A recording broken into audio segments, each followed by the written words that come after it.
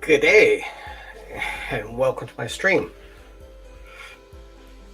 How's everybody doing today?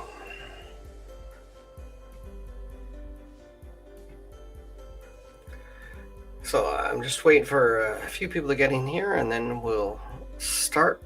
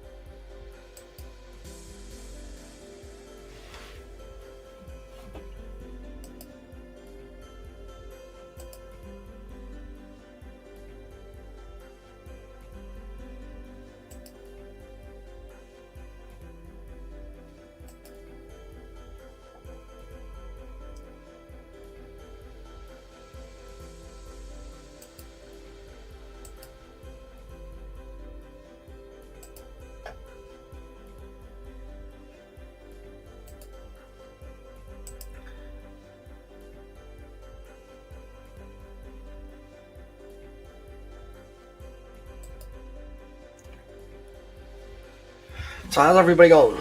Did y'all get the chance to watch my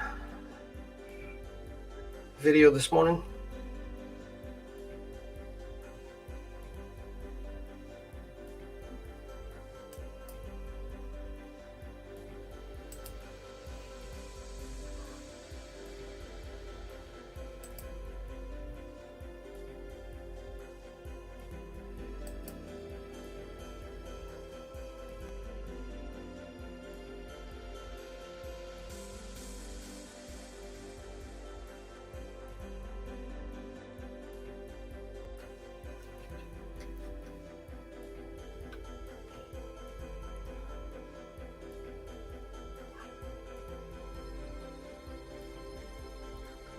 And if you've never had one of these, wool hats can get kind of itchy at times. But I love wearing it. Well, it keeps me my head safe.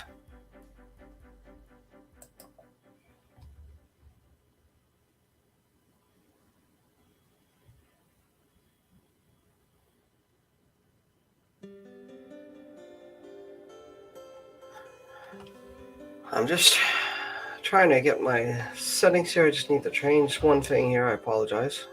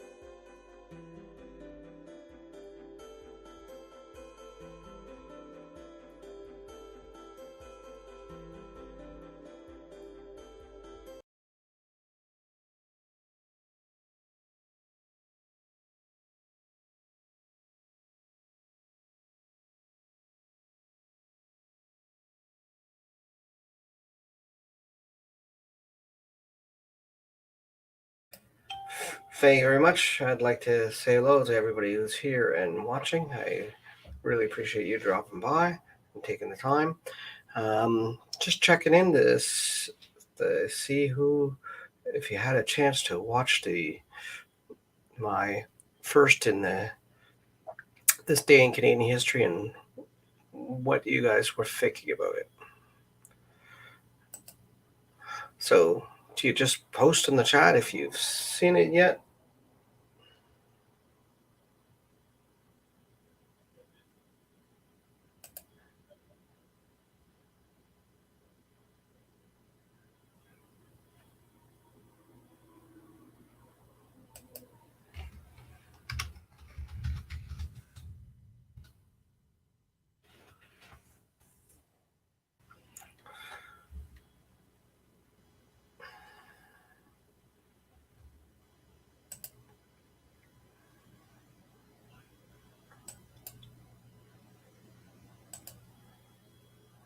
me see here.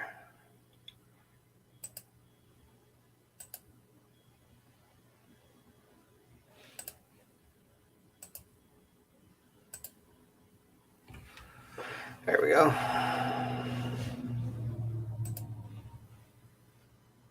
So if you have any questions, yes, do drop them in the chat.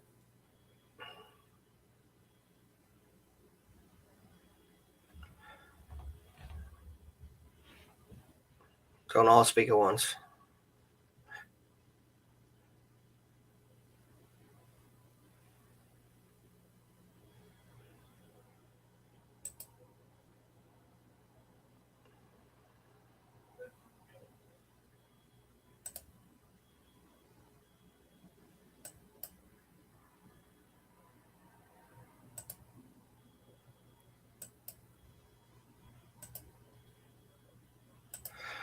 Okay, so let's just talk about this morning's video. I'm just gonna do a quick replay here for you.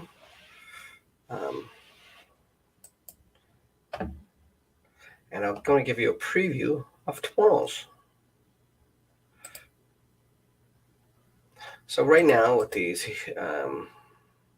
this day in Canadian history, I started today, April 15th, and we're working up.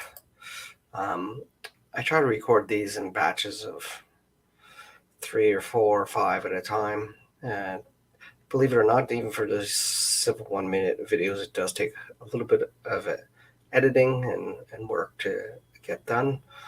So there we go. So what I'm going to do is, like I said, I'm going to play the first video.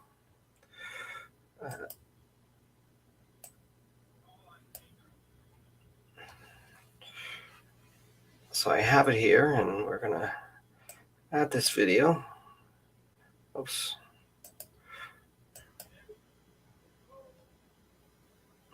I'm just going to add this, and we're going to watch it, and we can discuss it.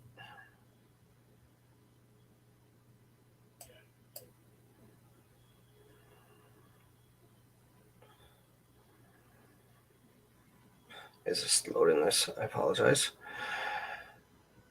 I should have had it preloaded.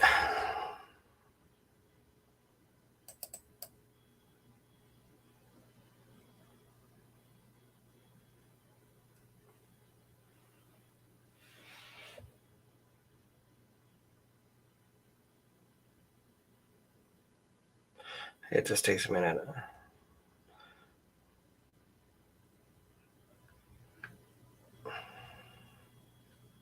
While we're doing that, where's everybody from today? I'm sitting in beautiful Prince Edward Island.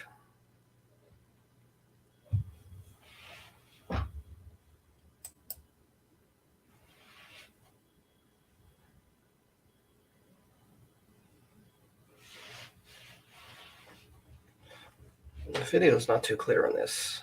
I have to figure that out.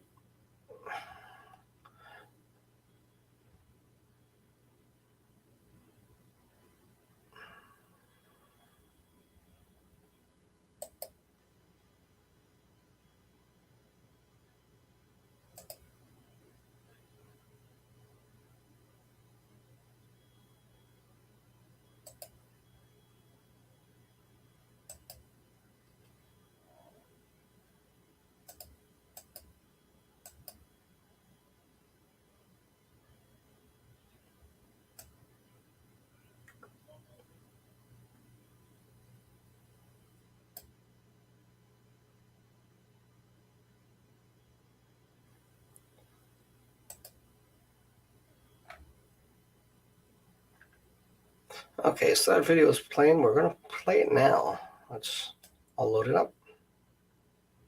And then I'll get ready and I'll add I'm going to add the next few in the series that we have done. And so I have them here so we can watch them and you get a preview of them. You can see what you think and let me know.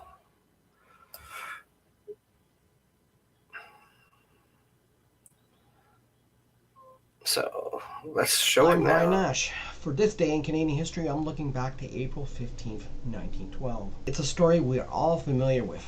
Off the shore of Newfoundland at about 2:27 a.m., the RMS Titanic sank after hitting an iceberg the evening before. As it sank, the band played on, and estimates of the reported number of victims ranged between 1,490 to 1,635 souls. The story of the sinking of the Titanic was major news around the world at the time, and it still captures the attention of people worldwide today. There were 122 passengers who were bound for Canada, including 34 Canadians, most of whom died. If you really want a good immersive experience about the Titanic, I recommend you take a trip to the Maritime Museum of the Atlantic. So remember to like, subscribe, and hit that notification bell to keep you up to date. And don't forget to come back each day for another This Day in Canadian History. So,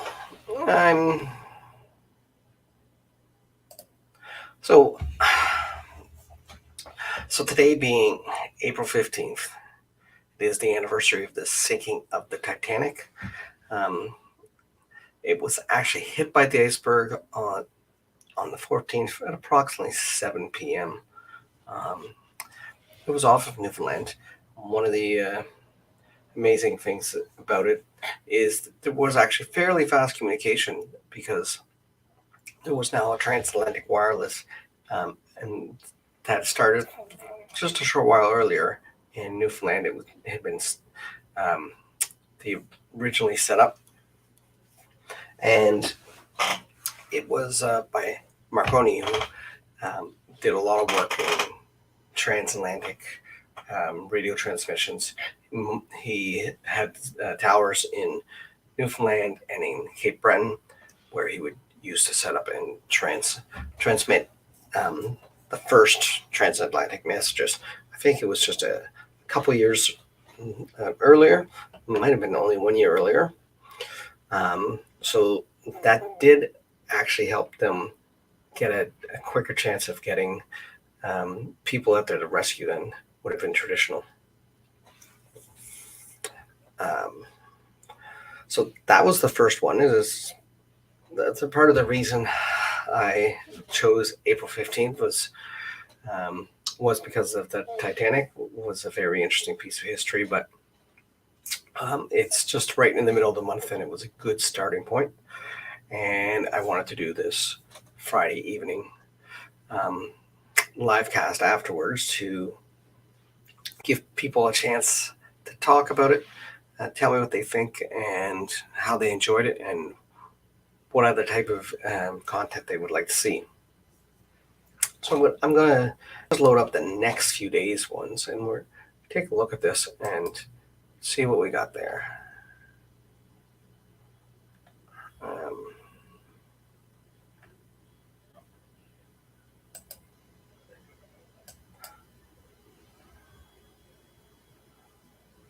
So tomorrow's is on Henry Clinton. If you're not aware who he was, probably most Canadians aren't. He was a major general in the American War of Independence. He was for the good guys, the British. And he actually was born in Newfoundland because his father was at the time an admiral in the British Navy who had been stationed in the colony of Newfoundland. He was at one point the commander of the British forces in all of North America. He was based out of New York. And at one point during the American Revolution, when the British were getting hit upon pretty hard and the French were coming into the battle, King George III said that basically Clinton was the only man he could trust to have a chance of saving them from the Americans and saving the British colony there. So, like I said, I'm just waiting for it to finish loading. I do apologize. I did not think it would be like this. So I'm gonna show that one now. Um, and you're getting a sneak peek on this because this won't release until tomorrow at 9 a.m. All the videos drop at 9 a.m. sharp each day. Hi, I'm Brian Nash with This Day in Canadian History, April 16, 1730, to the birth of Henry Clinton in the former colony of Newfoundland, where his father, Admiral George Clinton, was stationed. British North America would wind up playing a major role in Henry Clinton's life.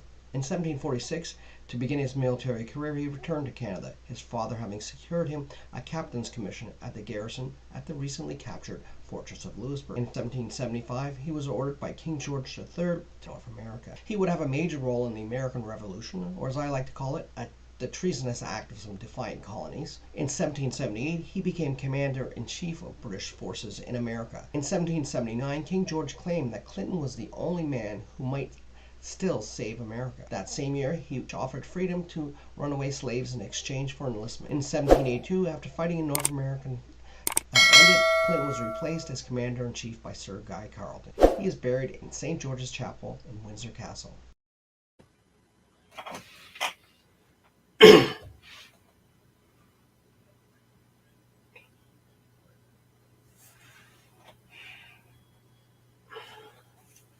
Thank you very much. So that was the second video. As I said, that's on Henry Clinton, a Canadian. Well, wasn't a Canadian, I guess, because Canada didn't exist, but he was from what is now Canada. His family was British, but he happened to be born in Newfoundland, and he was a very, very important general for the British during the American War of Independence.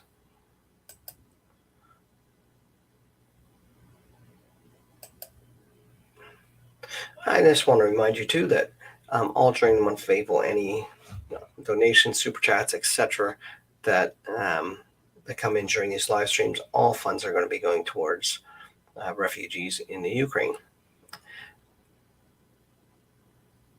So let's go to the next video. This is the next video is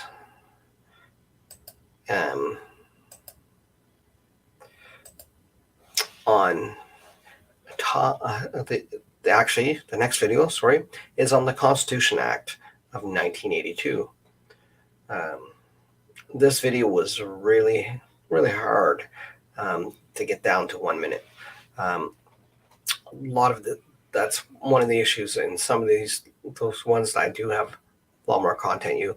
When you read in the descriptions of the short, it will tell you because it takes more than 60 seconds, and there was some more information. Again, it's not meant to overwhelm, it's just meant to give you enough to have a basic understanding of the event or the person that we're celebrating for this day.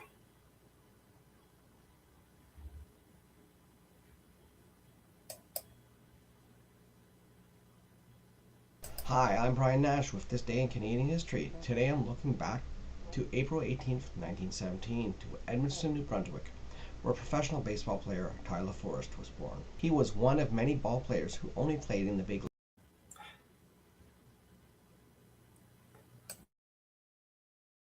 Sorry, I was actually playing the 18th one. Just 1 second, and we'll get the 17th going. Hi, I'm Brian Nash with This Day in Canadian History. Today I'm looking back to April 17th, 1982, the day the Canadian Constitution was patriated and the Constitution Act of 1982 was given royal assent. Patriation was the last piece of the puzzle that would allow Canada to have complete control over its own constitution. This was necessary because under the Statutes of Westminster from 1931, Canada had asked that the British Parliament had retained the power to amend Canada's Constitution Acts. That authority was removed from the UK by the enactment of the Canada Act of 1982 on March 29, 1982 by the Parliament of the United Kingdom. A proclamation bringing the Constitution Act of 1982 into effect was signed by Elizabeth II as Queen of Canada, Prime Minister Pierre Trudeau, and Minister of Justice Jean Chrétien on April 17, 1982 on Parliament Hill in Ottawa. Remember to like, subscribe, and hit the notification bell to keep up to date, and don't forget to come back each day for another This Day in Canadian History. Thank you very much. Um, so that is going to be the one for the 17th, which is Sunday. That'll be the third day of this video series. And the next video is for the 18th is on Tyler Forrest. He was a baseball player in the 1940s. He was born in New Brunswick. In searching to find events for each day of the year, there's some days that just tend to be scarcer than others. So sometimes I'm going to be highlighting these athletes, entertainers, artists that happen to be born or had passed away on those days that we might not have heard of. Um, so just to give people a chance to learn about somebody new and learn about their place in history. Interesting thing that I did notice when I was doing some of this research, there was a lot of Canadian baseball players who were born in New Brunswick. Hi, I'm Brian Nash with This Day in Canadian History. Today I'm looking back to April 18th, 1917, to Edmundston, New Brunswick, where professional baseball player Tyler Forrest was born. He was one of many ball players who only played in the big leagues during World War II. He was a third baseman for the Boston Red Sox for the last 2 months of 1945. He went 51 for 204 at bats, earning a .250 batting average. He had 2 home runs, 16 RBIs, and 25 runs scored in 52 games.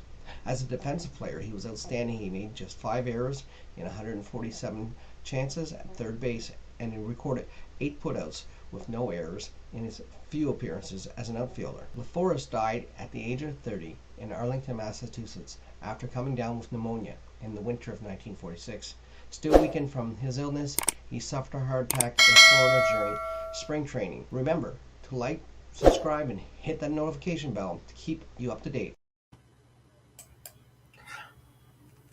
So that is Tyler Forrest. Now to do these actual next ones, I'm going to do something a little different.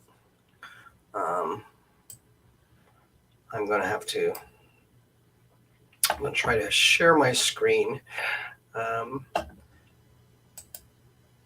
So just this, I'm hoping we'll keep the time from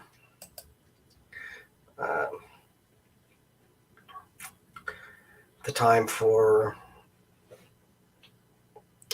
it to load to be a little quicker. So what we're going to do here is I'm going to load it, and I'm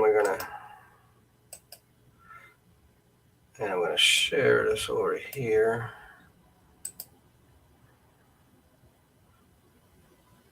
So give me 1 second.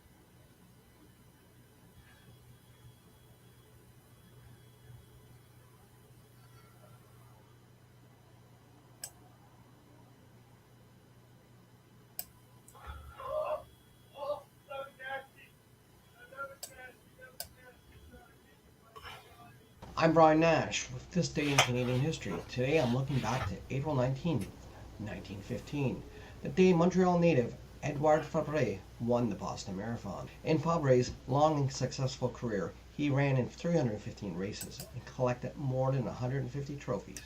In 1964, he was inducted into the Canada Sports Hall of Fame. Other notable Canadian runners who have won the Boston Marathon include in 1907, Thomas Longboat from the Six Nations Reserve near Brantford, Ontario. In 1940, Gerard Cote. And in 1980, Jacqueline Carreau. Both were of L'Annonciation in Quebec. These runners set new time records in their eras. Remember to like, subscribe, and hit the notification bell. keep you up to date, and don't forget to come back each day for another This Day in Canadian History.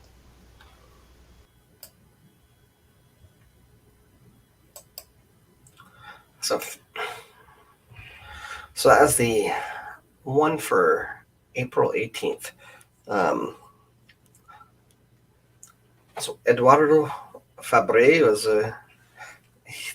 again another athlete. He's from Montreal.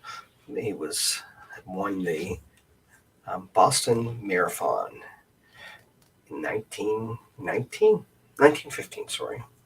And so I'm going to do my last one, which will be the one for next Tuesday. So you're getting a sneak peek if you've been here paying attention. And in the conversation today, you will get to see the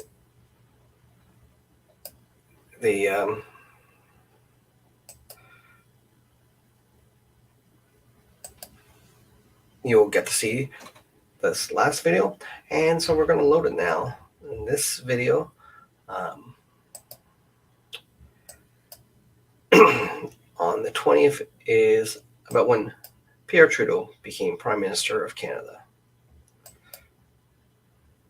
I'm Brian Nash with This Day in Canadian History. Today I'm looking back to April 20th, 1968, the day Pierre Trudeau became Canada's 15th Prime Minister, after coming out on top at the recent Liberal Leadership Convention. The convention was held following the announced retirement of Lester B. Pearson, who was a well-respected party leader and Prime Minister, but he had failed to win a majority government in 2 attempts. There were 8 high-profile cabinet ministers who entered the race, but by the time the convention began on April 3rd, the charismatic Trudeau had emerged as the frontrunner. He was strongly opposed by the party's right wing, but this faction was divided between former Minister of Trade and Commerce Robert Winters and Minister of Transport Paul Halier. Trudeau won the leadership with the support of 51% of the delegates on the 4th ballot. The contest was the beginning of Trudeau-mania, which would see Trudeau winning a majority government just 2 months later. Remember to like and subscribe and hit the notification bell to keep up to date.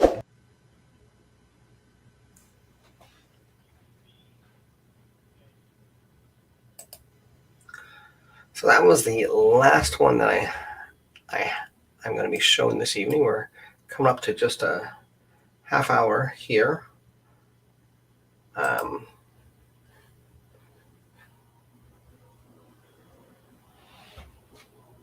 So it's almost 9:30. I just wanted to end it there. I did want to thank you all for sticking with me and through this today, and I'm looking forward to doing this again soon, probably next week on Friday evening. I'm going to try to make this a regular Friday evening thing.